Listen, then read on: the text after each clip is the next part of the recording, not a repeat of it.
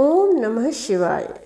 प्रिय भक्तों, महाशिवरात्रि व्रत कब रखा जाएगा? 15 फरवरी या 16 फरवरी? आइए जानें सही तारीख और पूजा का शुभ मुहूर्त। महाशिवरात्रि का पर्व शिव भक्तों के लिए किसी उत्सव से कम नहीं है। इस बार महाशिवरात्रि व्रत को लेकर थोड़ा कन्फ्यूजन बना हुआ है कि 15 या 16 फरवरी कब महाशिवरात्रि का व्रत रखा जाएगा। तो आइए जानते हैं महाशिवरात्रि व्रत की सही तारीख और पूजा का शुभ मुहूर्त। अंत में सुनेंगे महाशिवरात्रि व्रत की पौराणिक कथा और आरती। फाल्गुन मास की कृष्ण पक्ष की चतुर्दशी तिथि का आरंभ 15 फरवरी को शाम में 5:05 पर होगा। वहीं अगले दिन यानी 16 फरवरी को शाम में 5:35 पर तिथि समाप्त होगी। शास्त्रों के नियम के अनुसार महाशिवरात्रि का पर्व जब मनाया जाता है तब चतुर्दशी तिथि निश्चित काल का समय भी लग रही हो। ऐसे में 15 फरवरी को चतुर्दशी तिथि निश्चित काल के समय होने के कारण 15 फरवरी को ही महाशिवरात्रि का व्रत किया जाएगा। महाशिवरात्रि व्रत का बहुत ही खास महत्व होता है। शास्त्रों और पुराणों के अनुसार महाशिवरात्रि का पर्व भगवान शिव की आराधना के लिए सबसे बड़ा पर्व है।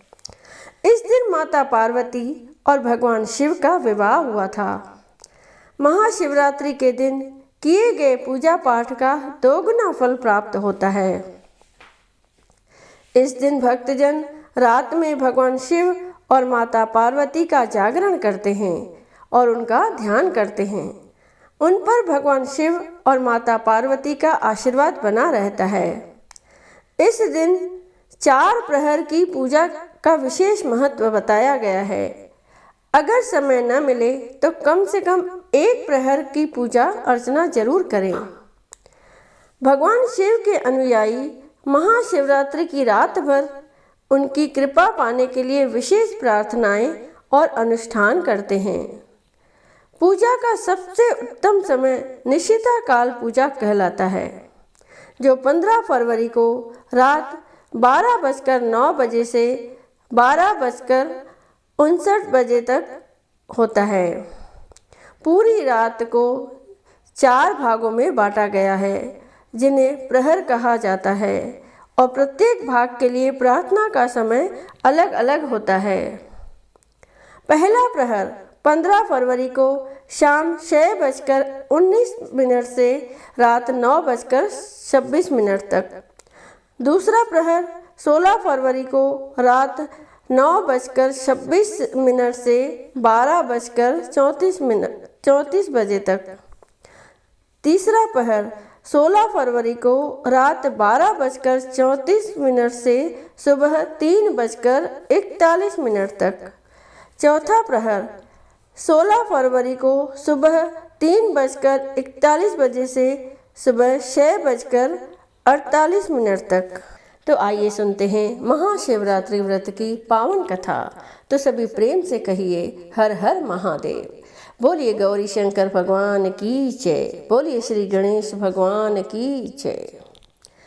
एक बार पार्वती ने भगवान शिव शंकर से पूछा, ऐसा कौन सा श्रेष्ठ तथा सरल व्रत पूजन है जिससे मृत्यु लोक के प्राणी आपकी कृपा सहज ही प्राप्त कर लेते हैं?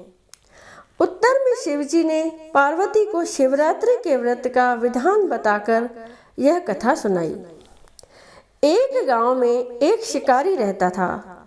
पशुओं की हत्या करके वह अपने कुटुंब को पालता था। वह एक शाहूकार का ऋणी था, लेकिन उसका ऋण समय पर न चुका सका। क्रोधवश शाहूकार ने शिकारी को शिव मठ में बंदी बना लिया।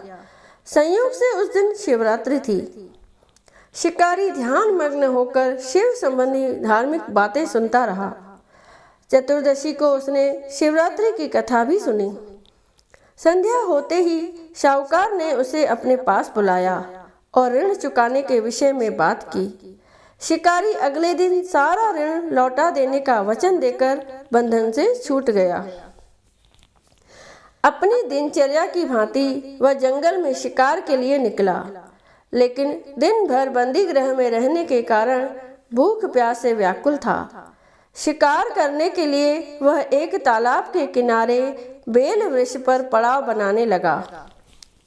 बेल वृक्ष के नीचे शिवलिंग था जो बिल्व पत्रों से ढका हुआ था। शिकारी को उसका पता न चला।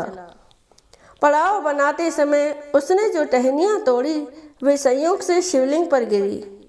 इस प्रकार दिन भर भूखे प्यासे शिकारी का व्रत भी हो गया और शिवलिंग पर बेलपत्र भी चढ़ गए। एक पहर रात्रि बीत जाने पर एक गर्भिणी मृगी तालाब पर पानी पीने पहुंची। शिकारी ने धनुष पर तीर चढ़ाकर ज्यों ही प्रत्यंचा खींची, मृगी बोली, मैं गर्भिणी हूँ, शीघ्र ही प्रसव करूंगी। तुम एक साथ 2 जीवों की हत्या करोगे जो ठीक नहीं है। मैं अपने बच्चे को जन्म देकर शीघ्र ही तुम्हारे सामने प्रस्तुत हो जाऊंगी, तब तुम मुझे मार लेना। शिकारी ने प्रत्यंचा ढीली कर दी और मृगी झाड़ियों में लुप्त हो गई। कुछ ही देर बाद एक और मृगी उधर से निकली। शिकारी की प्रसन्नता का ठिकाना न रहा। समीप आने पर उसने धनुष पर बाण चढ़ाया। तब उसे देख मृगी ने विनम्रता पूर्वक निवेदन किया, हे पारधी, मैं थोड़ी देर पहले ही ऋतु से निवृत्त हुई हूँ। कामातुर विरहिणी हूँ, अपने प्रिय की खोज में भटक रही हूँ। मैं अपने पति से मिलकर शीघ्र ही तुम्हारे पास आ जाऊंगी। शिकारी ने उसे भी जाने दिया। 2 बार शिकार को खोकर उसका माथा ठनका। वह चिंता में पड़ गया। रात्रि का आखिरी पहर बीत रहा था, तभी एक अन्य मृगी अपने बच्चों के साथ उधर से निकली। शिकारी के लिए यह स्वर्णिम अवसर था। उसने धनुष पर तीर चढ़ाने में देर न लगाई। वह तीर छोड़ने ही वाला था कि मृगी बोली, हे पारधी, मैं इन बच्चों को पिता के हवाले करके लौट आऊंगी।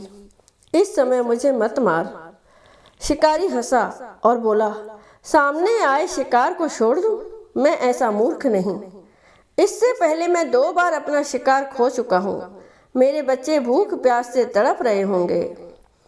उत्तर में मृगी ने फिर कहा, जैसे तुम्हें अपने बच्चों की ममता सता रही है, ठीक वैसे ही मुझे भी। इसीलिए सिर्फ बच्चों के नाम पर मैं थोड़ी देर के लिए जीवन दान मांग रही हूँ। हे पारधी, मेरा विश्वास कर, मैं इन्हें इनके पिता के पास छोड़कर तुरंत लौटने की प्रतिज्ञा करती हूँ। मृगी का दीन स्वर सुनकर शिकारी को उस पर दया आ गई। उसने उस मृगी को भी जाने दिया। शिकार के अभाव में बेलपत्र पर बैठा शिकारी बेलपत्र तोड़ तोड़ कर नीचे फेंकता जा रहा था। पाँव फटने को हुई तो एक हुष्ट पुष्ट मृग उसी रास्ते पर आया। शिकारी ने सोच लिया कि इसका शिकार वह अवश्य करेगा। शिकार की तनी प्रत्यंचा देखकर मृग विनीत स्वर में बोला, हे पारधी भाई, यदि तुमने मुझसे पूर्व आने वाली 3 मृगियों तथा छोटे छोटे बच्चों को मार डाला है, तो मुझे भी मारने में विलंब न करो, ताकि उनके वियोग में मुझे एक क्षण भी दुख न सहना पड़े। मैं उन मृगियों का पति हूँ। यदि तुमने उन्हें जीवन दान दिया है, तो मुझे भी कुछ क्षण जीवन दान देने की कृपा करो। मैं उनसे मिलकर तुम्हारे सामने उपस्थित हो जाऊंगा। मृग की बात सुनते ही शिकारी के सामने पूरी रात का घटना चक्र घूम गया। उसने सारी कथा मृग को सुना दी। तब मृग ने कहा, मेरी 3 पत्नियां जिस प्रकार प्रतिज्ञाबद्ध होकर गई हैं, मेरी मृत्यु से अपने धर्म का पालन नहीं कर पाएंगी। अतः जैसे तुमने उन्हें विश्वास पात्र मानकर छोड़ा है, वैसे ही मुझे भी जाने दो। मैं उन सब के साथ तुम्हारे सामने शीघ्र ही उपस्थित होता हूँ। उपवास, रात्रि जागरण तथा शिवलिंग पर बेलपत्र चढ़ाने से शिकारी का हिंसक हृदय निर्मल हो गया था। उसमें भगवत शक्ति का वास हो गया था। धनुष तथा बाण उसके हाथ से सहज ही छूट गए। भगवान शिव की अनुकंपा से उसका हिंसक हृदय कारुणिक भावों से भर गया। वह अपने अतीत के कर्मों को याद करके पश्चाताप की ज्वाला में जलने लगा। थोड़ी ही देर बाद मृग सपरिवार शिकारी के समक्ष उपस्थित हो गया ताकि वह उनका शिकार कर सके, किंतु जंगली पशुओं की ऐसी सत्यता, सात्विकता एवं सामूहिक प्रेम भावना देखकर शिकारी को बड़ी ग्लानि हुई। उसके नेत्रों से आंसुओं की झड़ी लग गई। उस मृग परिवार को न मारकर शिकारी ने अपने कठोर हृदय को जीव हिंसा से हटा सदा के लिए कोमल एवं दयालु बना लिया। देवलोक से समस्त देव समाज भी इस घटना को देख रहा था। घटना की परिणति होते ही देवी देवताओं ने पुष्प वर्षा की। तब शिकारी तथा मृग परिवार मोक्ष को प्राप्त हुए। बोलिए शिव शंकर भोलेनाथ की जय। बोलिए गौरी शंकर भगवान की जय।